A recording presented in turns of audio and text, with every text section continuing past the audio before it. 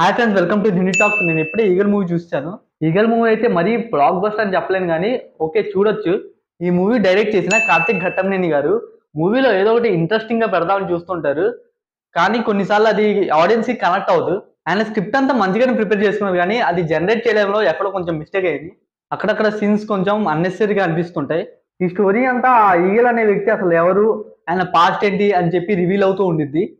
అక్కడక్కడ scenes part గా చూపించడం మరి ఆడియన్స్ కి అది కనెక్ట్ అవ్వచ్చు అవ్వకపోవచ్చు. ఫస్ట్ హాఫ్ అంతా హీరో ఇంట్రడక్షన్ సరిపోయింది. అండ్ సెకండ్ హాఫ్ అంతా ఆ మార్గశిరం మధ్యరాతి ఆ ట్రైలర్ లో సీన్ ఉంది కదా, ఆ సీనే జరుగుతూ ఉండిద్ది. నేనైతే చాలా ఎక్స్పెక్టేషన్ పెట్టుకుని వెళ్ళాను ఆ సీన్ కోసం. ఆ మారణ హోమం అయితే అంత ఇంపాక్ట్ క్రియేట్ చేయలేదు. అండ్ మూవీ మొత్తం ఎలివేషన్స్ అయితే బాగున్నాయి, కానీ సీన్ సరిగ్గా లేదు. ఆ బ్యాక్గ్రౌండ్ మ్యూజిక్ కూడా చాలా బాగుంది. అండ్ కాస్టింగ్ విషయానికి వస్తే రవితేజ గారు యాక్టింగ్ అయితే చాలా బాగా చేశారు. చాలా సినిమాల తర్వాత ఆయనకు తగ్గట్టు రోల్ వచ్చింది. రవితేజ గారి యాక్టింగే మూవీ హైలైట్ అని చెప్పుకోవచ్చు.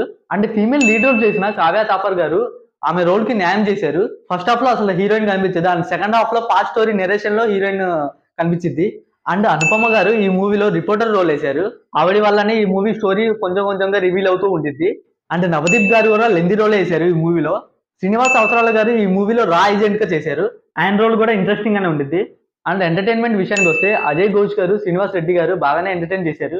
అండ్ మూవీ ఎండింగ్ లో ఈగల్ పార్ట్ 2 కూడా ఉండిద్ది అని చెప్పి రివీల్ చేస్తారు. ఓవరాల్ గా మూవీ అయితే పర్లేదు, మరీ ఎక్స్పెక్టేషన్ పెట్టుకోకుండా వెళ్ళి చూసేయండి. అండ్ మీరు ఈ సినిమా చూసిన తర్వాత మీకు ఎలా అనిపించిందో ప్లీజ్ కామెంట్ చేయండి. And do support me unit talks.